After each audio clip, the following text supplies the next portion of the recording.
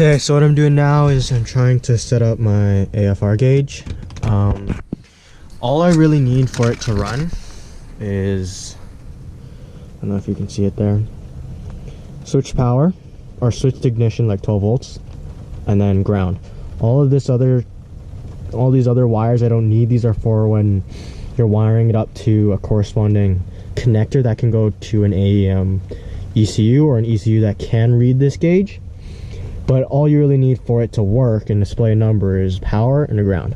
So my switch 12 volts I'm pulling from my radio, because the radio gets a switch 12 volts when you turn the key, and then the ground I'm also getting from the radio because it is also a chassis ground.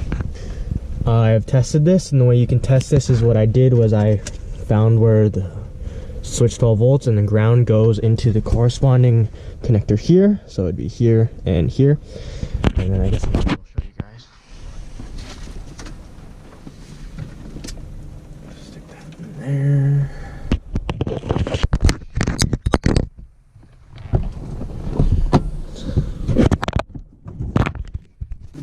Okay, so when this is in here and then the ground is in there, read nothing. But when the key is in, switched, 12 volts. So that is where I'm going to be pulling the ignition and ground from, or the power and ground from. Now what I am doing is I am going to test it. So I have my ground, and then ground over here somewhere, right there.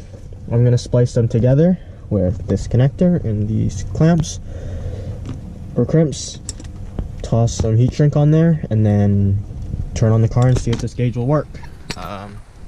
Since it sucks recording in here, I'm gonna stop it and I'll show you when I'm done. Okay, so I have it all wired up. I haven't heated this down yet. I forgot to put one on this end, of course, fucking dumbass. But yeah, normally there should be a heat shrink on this side too. Ground, power, key. I got a little dirty here. Is that better?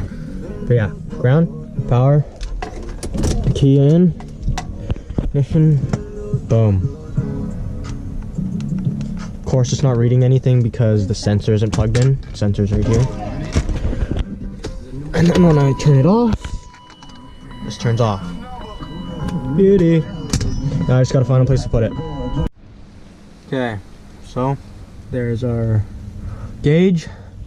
We got this big long harness. This is a sensor harness that goes through this panel, down through here, and then down through the transmission, the shifter boot. Then it goes all the way down and it's going to go to the exhaust somewhere. I don't know where yet. I have to figure that out next.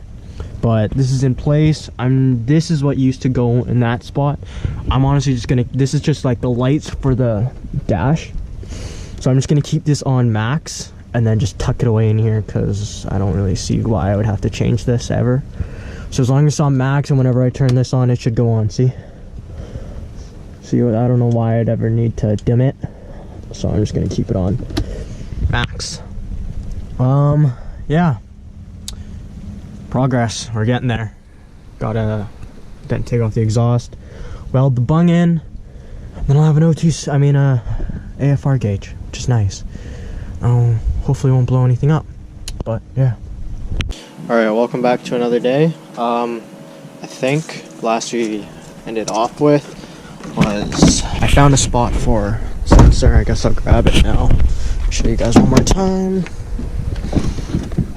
Or I guess I haven't shown you yet, but I'll show you once. Here's the sensor. This is a Bosch LSU 4.9, I believe. No, that means nothing to you guys, and honestly I don't know what the fuck that means either.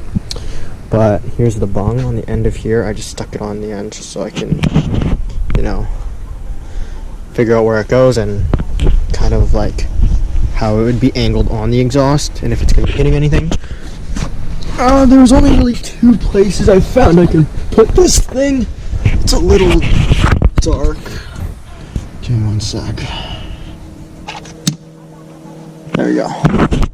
Okay, so there's the two places, and then this would go just like that. And see, this end this is like the only place where this end won't hit anything. See, if you start getting closer here, it'll start hitting the walls. And on this side, it won't go anywhere, because see, it hits here. So here or here, I'm thinking is the best place.